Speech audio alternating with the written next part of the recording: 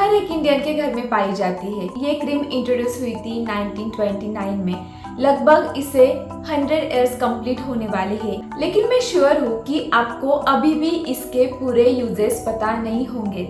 इस क्रीम के यूजेस इतने ज़्यादा है ना कि मैं एक वीडियो में तो कवर नहीं कर पाऊंगी, इसलिए मैं इस वीडियो के पार्ट 1 और पार्ट 2 ऐसे 2 वीडियोस बनाने वाली हूँ। इसके साथ ही मैं आपको ये बताऊंगी कि बोरोलिन के क्या साइड इफ़ेक्ट्स होते हैं, इसे कैसे यूज़ करना है और कौन इसे यूज़ कर सकता है कौन नहीं। तो आज आपको बोरोलिन के बारे में पूरी इंफॉर्मेशन मिलेगी, इसलिए वीडियो को कहीं पर भी स्किप मत करना। हेलो एवरीवन, मैं हूँ मयूरी और आप देख रहे हैं गोल्डन गर्ल मयूरी। नंबर 6, आप बोरोलिन को ब्लैक नकल्स के लिए भी यूज कर सकते हैं। जैसे हाइपरपिगमेंटेशन हो गया या फिर हार्मोनल इम्बैलेंस हो गया, इसके वजह से भी नकल्स ब्लैक होते हैं। कभी कभी जो पैर के फिंगर्स है वो भी ब्लैक हो जाते हैं। एल्बोस की तरह ही जैसा हमारा स्किन कॉम्प्लेक्शन होता है, उससे लगभग 1-2 शेड नकल्स का ब्लैक होना ये नॉर्मल बात है। लेकिन आपके नकल्स बहुत ज़्यादा ब्लैक है, आसानी से दिख जाता है कि नकल्स ब्लैक है, तो ऐसे में आपको नकल्स पर ज़रूर ध्यान देना चाहिए। जैसे ये एल्बोस के लिए काम करती है, वैसे नकल्स के लिए भी काम करती है।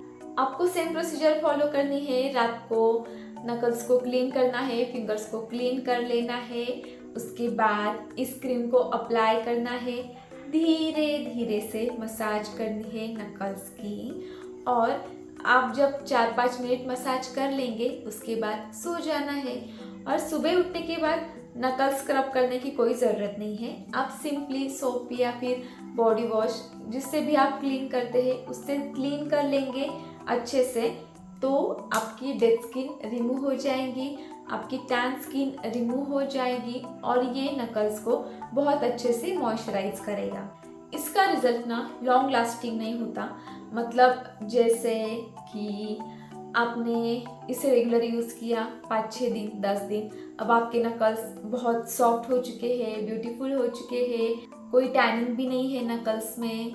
लेकिन हो सकता है कि आपको 1 या 2 महीने के बाद फिर से ये क्रीम यूज़ करनी पड़े, क्योंकि ना जैसे हम फेस का ध्यान रखते हैं, जैसे हम हेयर्स का ध्यान रखते हैं, वैसे नकल्स, एल्बोज, हील्स का भी ध्यान रखना पड़ता है। लेकिन ये जो बॉडी पार्ट्स है ना, इसे हम इग्नोर कर देते हैं, तो बीच बीच में आपको ये क्रीम ज़रूर यूज़ करनी चाहिए। अब चलते हैं आगे। Point number 7, Boroline cream nail cuticle oil के जैसा भी काम करती है। कौन लड़की नहीं चाहती कि उसके नेल्स लंबे हो, खूबसूरत हो, ताकि उसको आर्टिफिशियल नेल्स यूज़ करने की ज़रूरत ना पड़े। लेकिन बहुत बार नेल्स बीच में से क्रैक हो जाते हैं या फिर नेल्स की जो स्किन है वो निकलने लगती है। ऑब्वियसली इसके लिए बहुत अलग भी रीज़न होते हैं, जैसे कि कैल्शियम डिफिशियंसी भी इसके लिए एक कारण है। नेल्स छोटे भी हो फिर भी चल जाता है, लेकिन वो खूबसूरत तो ज़रूर होने चाहिए। ये नहीं कि बीच में से क्रैक हो गए हैं, बीच में से टूट गए हैं या फिर बीच में से चिप्ड हो गए हैं, ऊपर की जो स्किन है नेल्स की वो निकल रही है। ऐसे में नेल्स बहुत गंदे दिखते हैं, बहुत बुरा इंप्रेशन पड़ता है आपका। तो अगर आप आपके नेल्स को खूबसूरत बनाना चाहते हैं तो आपको बोरोलिन को एक नेल क्यूटिकल ऑयल की तरह ज़रूर यूज़ करना चाहिए। इसके लिए भी आपको क्या करना है, रात में यूज़ करना है और ये जो एरिया है फिंगर्स का, इस पर धीरे धीरे धीरे धीरे से मसाज करनी है। और ना इससे आप देखेंगे कि जो नेल्स है ना वो भी बहुत शाइनी हो जाते हैं। तो अगर आपके नेल्स लंबे हैं या फिर छोटे हैं, आपको नेल पेंट लगाना पसंद नहीं, या फिर आप एक लड़के हैं आप नेल पेंट नहीं लगा सकते हैं, तो आपके नेल्स ऐसे भी बहुत शाइनी और खूबसूरत दिखेंगे। नेल्स का क्रैक्ड होना, चिप्ड होना, ये सब प्रॉब्लम सॉल्व हो जाएगी। वैसे ना बोरोलिन का और एक यूज़ है जो स्पेशली लड़कियों के लिए है। जब हम लड़कियां नेल पेंट लगाती है तो क्या होता है ना, नेल्स के आजू बाजू में नेल पेंट लग जाती है, और ये जो आजू बाजू में लगी हुई नेल पेंट है इसे रिमूव करना एक मुश्किल भरा काम हो जाता है। तो आपको क्या करना है, नेल पेंट लगाने से पहले बोरोलिन क्रीम को लेना है और नेल्स के आजू बाजू में इसे अप्लाई करना है। अब जब आप नेल पेंट अप्लाई करेंगे और एक्सेस नेल पेंट यहाँ वहाँ लग गई तो क्रीम की वजह से ना आप उसे इजीली रिमूव कर सकते हैं। तो आपको उसे रिमूव करने के लिए ज़्यादा मेहनत की ज़रूरत नहीं लगेगी। तो बोरोलिन आप मैनिक्योर करने में भी यूज़ कर सकते हैं। नंबर 8, बोरोलिन कट्स और उन्स को भी हील करती है। अगर आपके बॉडी पर कोई माइनर कट है या फिर उन्स है तो उसे हील करने में भी बोरोलिन बहुत अच्छे से काम करती है। लेकिन आपको एक बात हमेशा याद रखनी है कि आपके कट्स या फिर आपके उन्स ज़्यादा डीप है, उसमें से बहुत सारा खून आ रहा है या फिर उसने बहुत ज़्यादा एरिया कवर करके रखा है, तो ऐसे में आप बोरोलिन यूज़ ना करें। अगर आपके कट्स माइनर है, ज़्यादा डीप नहीं है और आपके ऊन्स थोड़े से ड्राई हो चुके हैं, उसमें से ज़्यादा खून बाहर नहीं निकल रहा है, तो ऐसे में ज़रूर आप बोरोलिन यूज़ कर सकते हैं। लेकिन पर्सनली मुझे लगता है कि जब आपके बॉडी पर कोई कट्स है या फिर जलने के निशान है तो उसके लिए बोरोलिन यूज़ करने से पहले आपको डॉक्टर से एक बार ज़रूर पूछना चाहिए, क्योंकि हम नहीं जानते वो कट कितना डीप लगा हुआ है। हाँ, जैसे नॉर्मल कट है, किसी नाइफ का वगैरह एकदम नॉर्मल से कट लग गया, उसमें से खून नहीं आ रहा है लेकिन स्किन ना थोड़ी सी फट गई है, या फिर जैसे कोई रैशेस हो गया या फिर स्किन थोड़ी सी जल गई है, तो ऐसे में आप बोरोलिन को घर पे ही यूज़ कर सकते हैं। अब चलते हैं आगे। नंबर 9, आप बोरोलिन को चाफिंग ट्रीटमेंट के लिए भी यूज़ कर सकते हैं। चाफिंग एक बहुत कॉमन चीज़ है। चाफिंग का मतलब क्या है? जब स्किन को रब हो जाती है या फिर स्किन क्लॉथ को रब हो जाती है, उसके बाद ना रेड स्पॉट आ जाते हैं स्किन पर। आप कभी कभी देखते होंगे कि अचानक से आपको ना जैसे दुखने लगेगी स्किन और आपको पता ही नहीं होगा कि यहाँ पर रेड स्पॉट आया कहाँ से, तो उसे ही हम चाफिंग बोल सकते हैं। जिनका वेट ज़्यादा होता है उनमें चाफिंग की प्रॉब्लम ज़्यादा देखी जाती है। उनके अंडर आर्म्स एरिया में या फिर थाइस पर चाफिंग होता है, क्योंकि उनके थाइस चलते वक्त एक दूसरे को घिसते हैं और घिसने की वजह से स्किन इरिटेट हो जाती है। इसकी वजह से रेडनेस बढ़ता है, रैशेस बढ़ती है, इसे ही हम चाफिंग कहते हैं। तो आप बोरोलिन को चाफिंग को ट्रीट करने के लिए भी यूज़ कर सकते हैं। आपको कुछ नहीं करना है, सिंपली सोते वक्त जहाँ पर भी आपको रेड स्पॉट हुए हैं, चाहे वो आपके अंडरआर्म का एरिया हो, चाहे वो आपके थाइज हो या फिर बॉडी का कोई भी और एरिया हो, जहाँ पर भी आपको रैशेस हुए हैं, आपको सिंपली क्रीम अप्लाई करनी है और सो जाना है। हाँ, बाकी प्रोसीजर की तरह सुबह उठकर बिल्कुल भी स्क्रब नहीं करना है, क्योंकि यहाँ से हमें ना डेड स्किन को रिमूव नहीं करना है। आपको यहाँ पर स्किन को धीरे धीरे से हील करना है। इस वजह से स्क्रबिंग की कोई भी ज़रूरत नहीं है। जैसे जैसे आप इस क्रीम का यूज़ करेंगे, लगभग 8-9 दिन के लिए, अब डिपेंड करता है कि आपको रैशेस कितने हुए हैं या फिर आपकी स्किन कितनी इरिटेट हुई है, तो आपको उतने दिन तक इस क्रीम को यूज़ करना होगा। अब चलते हैं आगे। नंबर 10, वैसे ये जो यूज़ है ना, ये स्पेशली मैन के लिए है जो शेविंग करते हैं। आप बोरोलिन को शेविंग से पहले या फिर शेविंग के बाद भी इस्तेमाल कर सकते हैं। कंटिन्यू शेविंग करने से क्या होता है, जो बियर्ड है वो बहुत हार्ड आने लगती है, तो जब शेव करते हैं वो थोड़ा सा पेनफुल हो जाता है या फिर हेयर निकालना भी बहुत ज़्यादा मुश्किल हो जाता है।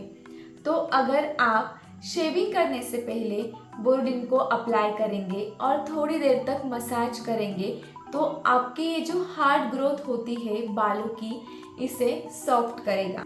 और जब आपके हेयर्स सॉफ्ट हो जाएंगे तो शेविंग करने में बहुत आसानी होगी। जब कभी आप शेविंग करेंगे ना नेक्स्ट टाइम, तो ज़रूर बोरोलिन यूज़ करना शेविंग करने से पहले, और जो डिफरेंस होगा ना वो आप खुद समझ जाएंगे कि बोरोलिन यूज़ करने के बाद शेविंग कितनी आसान लगने लगती है। अब आप इसे शेविंग के बाद भी यूज़ कर सकते हैं, क्योंकि शेविंग करने से कभी कभी स्किन पर रेडनेस होता है, स्किन इरिटेट हो जाती है। ऑब्वियसली शेविंग करने से बाल तो निकलते ही है, उसके साथ ना स्किन एक्सफोलिएट भी हो जाती है। शेविंग करने से कभी कभी कट्स भी लग जाते हैं, थोड़ा सा खून भी आ जाता है, या फिर स्किन बहुत इरिटेट फील होती है। तो अगर आप चाहते हैं कि शेविंग करने के बाद आपकी स्किन स्मूथ हो जाए, जो कट्स है वो जल्दी से हील हो जाए, तो आपको शेविंग करने के बाद बोरोलिन ज़रूर अप्लाई करनी चाहिए। तो ये थे बोरोलिन के 10 यूजेस। और भी बहुत सारे यूजेस है, लेकिन मुझे ये 10 यूजेस बहुत इंपॉर्टेंट लगे, तो मैंने ये सब आपके साथ शेयर किए। अब हमारे लास्ट 2 पॉइंट्स बाकी है कि बोरोलिन कौन यूज कर सकता है और बोरोलिन के साइड इफेक्ट्स क्या है। अगर आप बोरोलिन की ऑफिशियल वेबसाइट चेक करेंगे तो आपको इस वेबसाइट पर दिखेगा कि ये क्रीम स्पेशली ड्राई स्किन के लोगों के लिए है। इसे ऑयली स्किन के लोग भी यूज कर सकते हैं, लेकिन इसे स्पेशली बनाया गया है ड्राई स्किन के लोगों के लिए।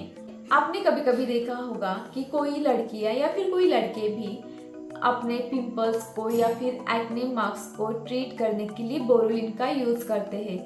तो किसी किसी को तो ये सूट करती है फेस पर, लेकिन किसी किसी को बिल्कुल भी सूट नहीं करती। मतलब इसका जो रिजल्ट है ना, फेस का मैं सिर्फ बोल रही हूँ, तो ये वैरी होता है पर्सन टू पर्सन। तो ये इस वजह से वैरी होता है। अगर आपकी ऑयली स्किन है और आपने बोरोलिन को चेहरे पर लगाया तो आपके पिंपल्स बहुत ज़्यादा बढ़ जाएंगे, आपके एक्ने बहुत ज़्यादा बढ़ जाएगी। ये आपके फेस को हील नहीं कर सकता। हाँ, बाकी बॉडी पार्ट के लिए ये बहुत अच्छे से वर्क करेगा, लेकिन जिनकी भी स्किन ऑयली है वैसे लोग अपने फेस पर गलती से भी बोरोलिन ना लगाएं। जिनकी स्किन ड्राई है वो अपने फेस पर बोरोलिन अप्लाई कर सकते हैं। मुझे लगता है कि बोरोलिन को रात भर फेस पर छोड़ना ये ठीक नहीं होगा, क्योंकि ये बहुत ऑयली है। तो हो सकता है जो ड्राई स्किन के भी लोग हैं उनके लिए भी ये फेस पर अप्लाई करना सेफ नहीं होगा। मेरी स्किन ड्राई है, लेकिन मैंने आज तक कभी भी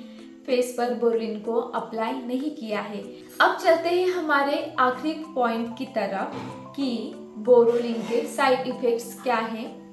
अब बोरोलिन के साइड इफेक्ट्स मेरे लिए तो कुछ नहीं हुए, मैंने कभी इस क्रीम के कुछ भी साइड इफेक्ट्स नहीं देखे, लेकिन मैं इसे रेगुलर यूज नहीं करती हूँ। मैं इसे कभी कभी यूज करती हूँ जब मेरी प्रॉब्लम्स खत्म हो जाती है, तब मैं बोरोलिन का यूज करना स्टॉप करती हूँ। मैंने कुछ लोगों के कमेंट्स पढ़े थे कि जैसे किसी को रेडनेस हो गया, किसी को पिंपल्स आ गए, या फिर कोई और दिक्कत हो गई।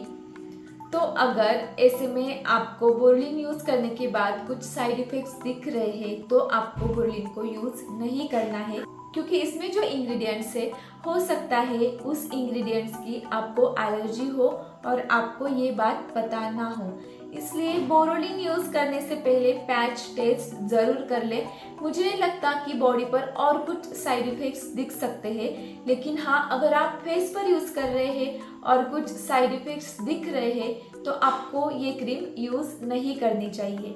अगर आप इसे बॉडी पार्ट्स पर यूज कर रहे हैं और आपको ये डर है कि कुछ दिनों के बाद आपकी स्किन ब्लैक हो जाएगी, तो ऐसा बिल्कुल भी नहीं होगा। बोरोलिन का यूज करने से या फिर बोरोलिन यूज करने के बाद स्टॉप करने से स्किन ब्लैक नहीं होती है।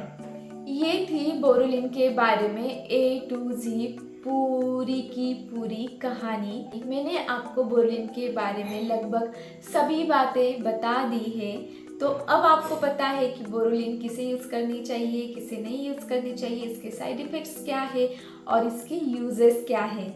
आई होप कि आज का वीडियो आपको पसंद आया होगा और ये इन्फॉर्मेशन आपको यूज़फुल लगी होगी।